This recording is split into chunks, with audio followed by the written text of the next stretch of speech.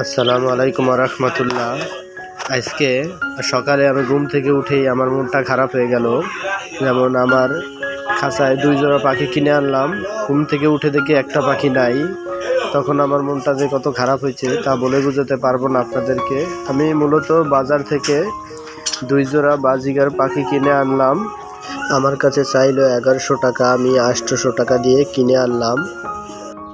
আমার কাছে 1100 টাকা, আমি 800 টাকা দিয়ে কিনে আনলাম রানিং জোড়ার একটি পাখি, মেল পাখি।